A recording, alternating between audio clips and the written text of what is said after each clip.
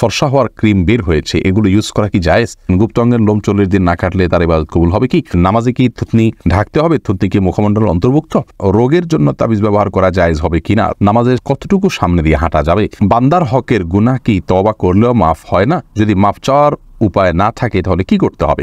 ঋতুস্রাব বন্ধ হয়েছে ভেবে সহবাস করলে পরে দেখা গেল ঋতুস্রাব বন্ধ হয়নি, এতে করণীয় কি?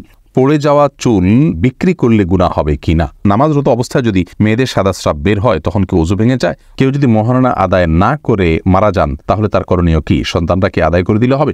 আর বিলম্ব না করে শুরু করি আপনাদের যে সমস্ত প্রশ্ন ইতিমধ্যে আমাদের কাছে এসছে সেগুলোর উত্তর দিয়ে। প্রিন্স রাফিন আপনি জানতে চেয়েছেন পড়ে যাওয়া চুল বিক্রি করলে গুনাহ হবে কিনা? যে চুলগুলো পড়ে গেছে সেগুলো বিক্রি করলে গুনাহ হবে, কারণ হলো মানুষের শরীরের কোনো অংশ বিক্রি করা জায়েজ নাই। আল্লাহ রাব্বুল আলামিন আমাদেরকে আমাদের শরীরের কোনো অংশকে বিক্রি করার অধিকার দেননি, কারণ এগুলো সবগুলোর মালিকানা আল্লাহ তাআলার, আমাদেরকে শুধু ইউজ করতে দেওয়া হয়েছে, আমরা এগুলো বিক্রি করতে পারি না। শাকরা রুম্পা জানতে চেয়েছেন নামাজরত অবস্থায় যদি মেয়েদের সাদা স্রাব বের হয় তখন কি ওযু ভেঙে যায়? অনবরত বের হলে করণীয় কি? জি হ্যাঁ, সাদা স্রাব বের হলে ওযু ভেঙে যাবে, কিন্তু এটা যদি অনবরত পড়তেই থাকে, 5টা মিনিটও সময় গ্যাপ না থাকে, পুরো সালাতের ফুল সময়টা ধরে যেতে থাকে একটু একটু করে, তাহলে সেক্ষেত্রে আপনাকে প্রত্যেক ওয়াক্তের জন্য ওযু করে সালাত আদায় করতে হবে। এরপরে ওযু করার পর যদি বের হয় কোনো অসুবিধা নেই, কিন্তু ওই ওয়াক্ত পর্যন্ত ওই ওযু দিয়ে আপনি সালাত আদায় করতে পারবেন। স্তব্ধ নগরী এআইডি থেকে আপনি জানতে চেয়েছেন কেউ যদি মহারণা আদায় না করে মারা যান তাহলে তার করণীয় কি? সন্তানরা কি আদায় করে দিলে হবে? মহারণা আদায় করে না করে মারা গেলে অবশ্যই তিনি স্ত্রীর পাওনা রেখে মারা গেলেন, এর জন্য অবশ্যই কি আমাদের ময়দানে তিনি স্ত্রীর বিরুদ্ধে বিবাদী হিসাবে, অপরাধী হিসাবে, আসামি হিসাবে দাঁড়াবেন।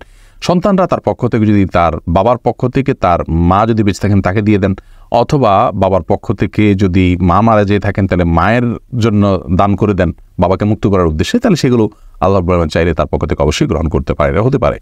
মাহমুদুল হাসান মেহরাব আপনি জানতে চেয়েছেন নামাজের কতটুকু সামনে দিয়ে হাঁটা যাবে? ভাই মাহমুদুল হাসান মেহরাব, প্রথম কথা হলো যে নামাজের সামনে দিয়ে অতিক্রম করা, যেটাকে ক্রস বলি আমরা, একজন সালাত আদায় করছে এক পাশ থেকে তার সামনে দিয়ে অন্য পাশে যাওয়া, এটা হলো নাজায়েজ। তার সামনে কেউ বসা থাকলে তিনি সরে যেতে পারেন বা পেছন থেকে বরাবর তার সামনে গিয়ে দাঁড়াতেও পারেন, এটাতে কোনো অসুবিধা নেই। এখন কতটুকু সামনে দিয়ে হাঁটা যাবে এটার ব্যাখ্যা নিয়ে ওলামা ইকরামের মতো পার্থক্য আছে, কারণ হাদিসে এটার কোনো সীমানা নির্ধারণ করে দেওয়া হয়নি। অনেক ওলামা ইকরাম বলেছেন একজন সালাত আদায়কারীর যে সিজদা পর্যন্ত যে জায়গা লাগে এক কাতার, এর বাইরে দিয়ে আসছে যে কেউ যেতে পারে, কারণ এর বাইরে দিয়ে গেলে তার ডিস্টার্ব হওয়ার কথা নয়। এটা মূলত তার ডিস্টার্ব যাতে না হয়, তার সালাতের মনোযোগিতা যেন নষ্ট না হয়, এই বিষয়ের জন্য এটা নিশ্চিত করা হয়েছে। এই জন্য অনেক ওলামা ইকরাম বলেছেন এক কাতারের পরে হলে সেটা জায়েজ আছে, তার ভেতরে হলে, তার সিজদার এরিয়ার ভেতরে হলে জায়েজ নাই। অনেক ওলামা ইকরাম বলেছেন 3 কাতার পর্যন্ত। যারা 3 কাতারের কথা বলেছেন তাদের দৃষ্টিভঙ্গিটা এরকম যে স্বাভাবিকভাবে সালাতে যতটুকু নজর থাকে, সিজদার দিকে নজর থাকলেও তার 2-3 কাতার পর্যন্ত সামনে তিনি দেখতে পান স্বাভাবিকভাবে, অতএব তারপরে গেলে অসুবিধা নেই। মূলত আসলে বিষয়টা হলো সালাতে যিনি আদায় করছেন তার যদি মনোযোগ নষ্ট না হয় সেরকম দূরত্ব দিয়ে যাওয়া যাবে। এক্ষেত্রে যত বেশি দূরত্ব দিয়ে যাওয়া যায় ততই ভালো। বাকি এক্ষেত্রে তার সিজদার জায়গার বাইরের অংশ দিয়ে যাওয়া যাবে, এইটুক কথা যারা বলেন সেই কথাটা আমার কাছে যথেষ্ট শক্তিশালী মনে হয়, কিন্তু তারপরেও সতর্কতার জন্য যত দূর দিয়ে যাওয়া যায় ততটুকু চেষ্টা করা উচিত।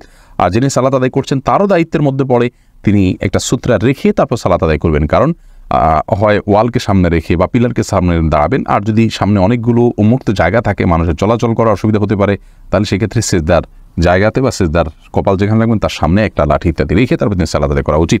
এরপরে সুইটি আহমদ আপনি জানতে চেয়েছেন রোগের জন্য তাবিজ ব্যবহার করা জায়েজ হবে কিনা? রোগের জন্য তাবিজ ব্যবহার করা ইসলামী শরিয়ার শিক্ষা নয়, সুন্নাহ নয়। রাসূল আকরাম সাল্লাল্লাহু আলাইহি ওয়াসাল্লাম ঝাড়ফুঁকের শিক্ষা দিয়েছেন।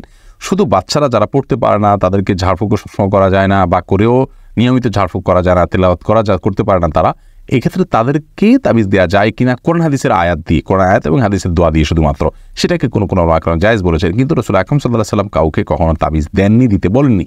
তিনি যেটা বলেছেন ঝাড়ফুঁক করা নিজের জন্য অন্যের জন্য, অতএব তেল পোড়া, পানি পোড়া বা বিভিন্ন আয়াত তেলাওয়াত করে ফুঁক দেওয়া, এটাই হলো মূল ট্রিটমেন্ট, সেটাতে আমাদের যাওয়া উচিত। মোহাম্মদ শরীফ জানতে চেয়েছেন বান্দার হকের গুনাহ কি তওবা করলেও মাফ হয় না? যদি মাফ চাওয়ার উপায় না থাকে তাহলে কি করতে হবে? দেখুন, বান্দার হকের গুনাহ তওবা যদি আপনি করেন তাহলে সেক্ষেত্রে তওবা করার পদ্ধতি হলো বান্দার হক আদায় করে তারপরে তওবা করবেন, আল্লাহর কাছেও মাপ চাইবেন। কিন্তু বান্দার হকটা আদায় না করে আপনি আল্লাহর কাছে মাপ চাইলেন, সেটা হবে না, তাতে মাফ হবে না। অতএব যদি বান্দার হকের মাপ চাওয়ার উপায় না থাকে তাহলে এটা অর্থনৈতিক হক যদি হয়, অধিকার হয়, তাহলে সেক্ষেত্রে তার পক্ষ থেকে আপনি দান করে দিবেন, এরপরে আল্লাহর কাছে মাপ চাইবেন, তাহলে ইনশাআল্লাহ সেটা মাফ হবে।